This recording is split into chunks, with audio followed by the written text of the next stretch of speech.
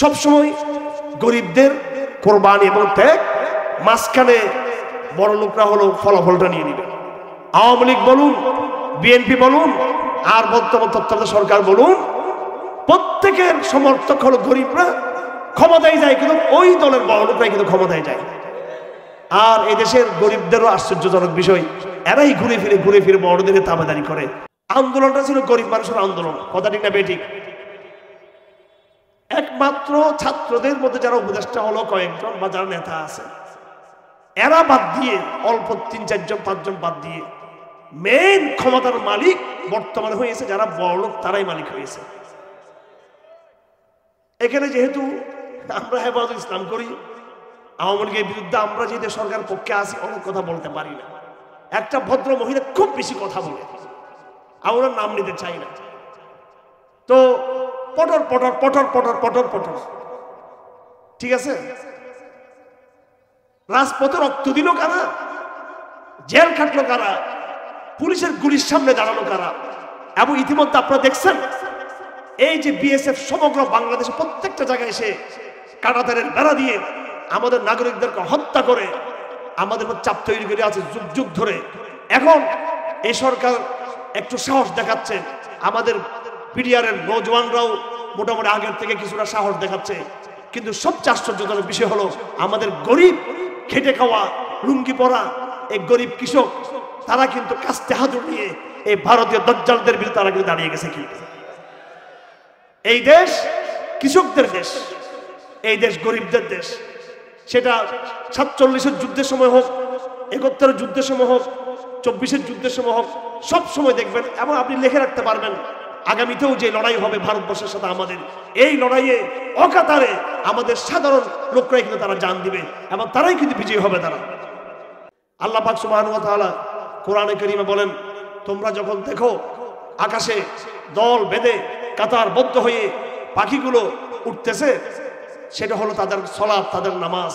আল্লাহ পাক বলেন, যখন তোমরা দেখো যে সূর্য যখন পশ্চিম দিকে উদিত হয়, সূর্য যখন পূর্ব থেকে উদিত হয় আবার পশ্চিম দিকে ঢলে পড়ে, তোমরা দেখতেছো এই গাছগুলো ছায়া পড়তেছে, তার মানে হলো এই গাছগুলো কিন্তু একটা সিজদার মধ্যে রয়েছে এবং এই গাছগুলো প্রত্যেকটা বস্তু তোমাদের অজান্তে তারা তার মতো করে, আল্লাহ পাক বলেন কুল্লুন কাদ আলিমা সলাতাহু ওয়া তাসবিহাহু, পৃথিবীর প্রত্যেকটা বস্তু গাছ গাছের মতো করে আল্লাহর ইবাদত করতেছে, সাগর সাগরের মতো আল্লাহর ইবাদত করতেছে এবং পাথর পাথরের মতো আল্লাহর ইবাদত করতেছে।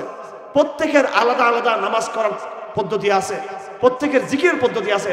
ওয়ালাকিন লা তাফকাহুন তাসবিহাহুম, কিন্তু তোমরা তাদের তাসবিহকে তোমরা বুঝতে পারতেছো না। আল্লাহ পাক বলেন ওয়ালাহু আসলামা মান ফিস সামাওয়াতি ওয়াল আরদ তাওয়ান ওয়া কারহা, প্রত্যেক বস্তু দুনিয়াতে স্বেচ্ছায় ইচ্ছায় অনিচ্ছায় তারা আল্লাহর প্রতি তারা ইসলাম এনেছে, আল্লাহর প্রতি তারা ঈমান এনেছে। তারা প্রত্যেক বস্তু তাদের আল্লাহর প্রতি তাদের বিশ্বাস আছে। একমাত্র মানব জাতি যাদের সবচেয়ে যারা জ্ঞানী, সবচেয়ে যারা বিবেকবান, সবচেয়ে যারা দুনিয়াতে সুন্দরভাবে বসবাস করে, মানব জাতি সভ্যতার দিক থেকে থাকার দিক থেকে সে তার থাকার জায়গাটা সবচেয়ে সুন্দর ব্যবস্থা করেছে অন্য জন্তুর তুলনায়। সে তার খাবারের ব্যবস্থাটা অন্য সব জন্তুর তুলনায় মানুষের খাবারের ব্যবস্থাটা সুস্বাদু এবং ভালো এবং দামি এবং চমৎকার। মানুষ দুনিয়াতে সমস্ত কিছু তার বুঝতে পারলো, ব্যবহার করতে পারলো। সে মানব জাতি যে বিচার বুদ্ধির দিক থেকে সব জন্তুর থেকে এগিয়ে, সব সৃষ্টি থেকে যে এগিয়ে বিচারের দিক থেকে, সেই মানব জাতি আল্লাহকে চিনার ক্ষেত্রে, আল্লাহর ইবাদত করার ক্ষেত্রে, আল্লাহর দাসত্ব থেকে মানার ক্ষেত্রে সে সমস্ত সৃষ্টি জগৎ থেকে সে পিছিয়ে। আমার ভাইয়া তো সুতরাং যারা আমরা প্যান্ডেলে বসে আছি অল্প কিছু লোক, আল্লাহ পাক আমাদেরকে এই যে একটা জায়গা দিয়েছেন আল্লাহকে চিনা। আপনারা আমরা গরিব হতে পারি, দুনিয়াতে আমরা বড় বিজ্ঞানী, রাজা, দার্শনিক, ব্যবসায়ী, দুনিয়াদার না হতে পারি, কিন্তু কিয়ামতের দিন আল্লাহর নবী বলে দিয়েছেন জাহান্নামে প্রথম প্রবেশ করবে পৃথিবীর বড় বড় এলিট অহংকারী বড় লোকরা জাহান্নামে আগে ঢুকবে, আর গরিবরা থাকবে পিছে পিছে জাহান্নামে। আর আল্লাহর নবী বলেন বেহেশতে প্রথম কদম রাখবো আমি মুহাম্মদ রাসূলুল্লাহ সাল্লাল্লাহু আলাইহি ওয়াসাল্লাম, এবং আমার সঙ্গে থাকবে এ আমার উম্মতের লাখ লাখ কোটি কোটি মিসকিন গরিব অসহায় মানুষগুলো প্রথম আমার সাথে ঢুকবে তারা। তার মধ্যে সাহাবায়ে কেরামদের মধ্যে যারা গরিব ছিল, ফুকারায়ে মুহাজিরিন, মুহাজিরদের মধ্যে গরিব, আনসারদের মধ্যে গরিব, এই গরিবরা ঢুকবে, ধনী মুসলমানরা পিছনে পরে ঢুকবে। দেখেন এটা হলো পৃথিবীর মানে একটা ক্যারিসমেটিক ব্যাপার আল্লাহ। এই দুনিয়া বড় লোকদের সব সময় এই দুনিয়া বড় লোকদের, এটা কোরআনের ভাষা, কোরআন শরীফ আছে আমার সামনে। এখানে জুলাই বিপ্লবে, আগস্ট বিপ্লবে রক্ত দিল, এরা তো সব কবরে শুয়ে আছে, সবগুলো গরিব মানুষের সন্তান। কথা ঠিক না বেঠিক? আমি বিষয়টা বললে কি মনে করে জানি না, উপদেষ্টা যারা আছে ছেলেরা, এরা কিন্তু কেউ বড় লোকের সন্তান, বরং তাদের চেয়ে বড় লোকের সন্তান এখানে হয়তো অনেকে থাকতে পারে। আমি নাম নিতে চাই না। ওদের মধ্যে অনেকে খুব একদম নিম্নবিত্ত পরিবার থেকে উঠে আসছে। তো ওনাদেরকে দেখলেই, এই ছাত্রনেতা যারা আছে, ওদেরকে দেখলেই বুঝবেন এই আন্দোলনটা কারা করছিল। আন্দোলনটা ছিল গরিব মানুষের আন্দোলন। কথা ঠিক না বেঠিক? একমাত্র ছাত্রদের মধ্যে যারা উপদেষ্টা হলো কয়েকজন বা যারা নেতা আছে, এরা বাদ দিয়ে, অল্প 3-4 জন 5 জন বাদ দিয়ে, মেইন ক্ষমতার মালিক বর্তমানে হয়েছে যারা বড় লোক, তারাই মালিক হয়েছে। এখানে যেহেতু আমরা হেফাজত ইসলাম করি, আওয়ামী লীগের বিরুদ্ধে আমরা যেহেতু সরকার পক্ষে আসি, অনেক কথা বলতে পারি না। একটা ভদ্র মহিলা খুব বেশি কথা বলে, আমরা নাম নিতে চাই না। তো পটর পটর পটর পটর পটর পটর, ঠিক আছে? রাজপথে রক্ত দিল কারা? জেল খাটলো কারা? পুলিশের গুলির সামনে দাঁড়ালো কারা? এবং ইতিমধ্যে আপনারা দেখছেন এই যে বিএসএফ সমগ্র বাংলাদেশে প্রত্যেকটা জায়গায় এসে কাঁটাতারের বেড়া দিয়ে আমাদের নাগরিকদেরকে হত্যা করে আমাদের চাপ তৈরি করে আছে যুগ যুগ ধরে। এখন এই সরকার একটু সাহস দেখাচ্ছে, আমাদের পিডিআরের নৌজওয়ানরাও মোটামুটি আগের থেকে কিছুটা সাহস দেখাচ্ছে। কিন্তু সবচেয়ে আশ্চর্যজনক বিষয় হলো আমাদের গরিব খেটে খাওয়া লুঙ্গি পরা এই গরিব কৃষক, তারা কিন্তু কাস্তে হাতুড়ি নিয়ে এই ভারতীয় দজ্জালদের বিরুদ্ধে তারা কিন্তু দাঁড়িয়ে গেছে। কিন্তু এই দেশ কৃষকদের দেশ, এই দেশ গরিবদের দেশ। সেটা 47-এর যুদ্ধের সময় হোক, 71-এর যুদ্ধের সময় হোক, 24-এর যুদ্ধের সময় হোক, সব সময় দেখবেন এবং আপনি লিখে রাখতে পারবেন আগামীতেও যে লড়াই হবে ভারতবর্ষের সাথে আমাদের, এই লড়াইয়ে অকাতারে আমাদের সাধারণ লোকরাই কিন্তু তারা জান দিবে এবং তারাই কিন্তু বিজয়ী হবে। তারা তো সবসময় গরিবদের কোরবানি এবং ত্যাগ, মাঝখানে বড় লোকরা হলো ফলাফলটা নিয়ে নিবে। আওয়ামী লীগ বলুন, বিএনপি বলুন, আর বর্তমান তত্ত্বাবধায়ক সরকার বলুন, প্রত্যেকের সমর্থক হলো গরিবরা। ক্ষমতায় যায় কিন্তু ওই দলের বড় লোকরাই কিন্তু ক্ষমতায় যায়। আর এই দেশের গরিবদেরও আশ্চর্যজনক বিষয়, এরাই ঘুরে ফিরে বড়দের তাবেদারি করে। কোরআন কারীমে আল্লাহ পাক সুবহানাহু ওয়া তাআলা মানব জাতির প্রায়, আমি জানি না মানব জাতির বয়স কত, কমপক্ষে এটা একেবারে 10-12 হাজারের কম না, 8-10 হাজার বছরের বয়সের কম না, কমপক্ষে কম বেশ হবে। আল্লাহ বলেন এই যে কত হাজার বছর, আদম আলাইহিস সালাম আসতে কয় হাজার বছর, এটা হুজুররা বলার চেষ্টা করে, কিছু কিছু যে হাদিসে দলিল দেয়, কিন্তু আমরা সুনির্দিষ্ট আমরা বলতে পারবো না।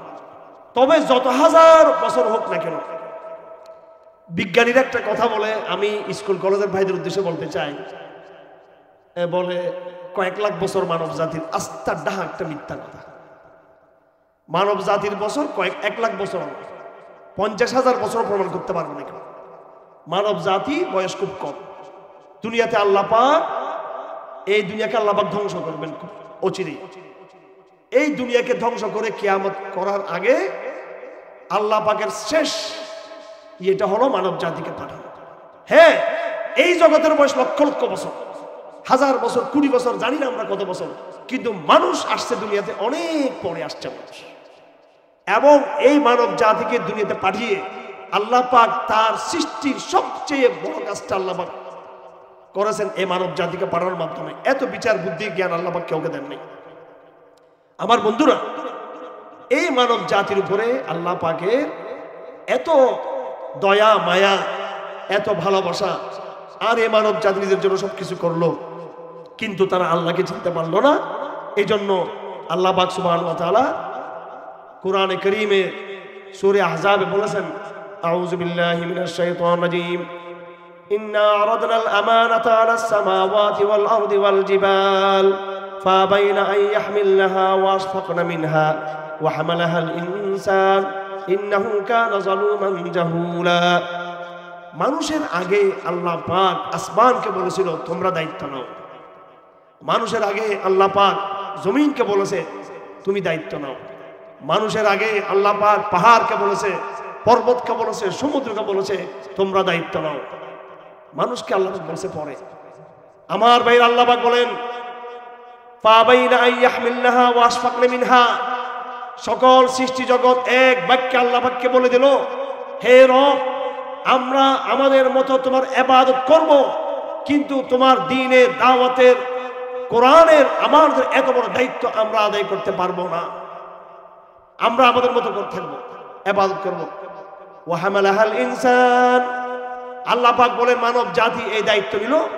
ইন্নাহু কানা যালুমান জাহুলা, মানুষ এই দায়িত্ব নিয়ে এই দায়িত্ব তারা ভুলে গেল। মানুষ হলো জালেম, মানুষ হলো জাহেল, আল্লাহ পাকের ভাষা।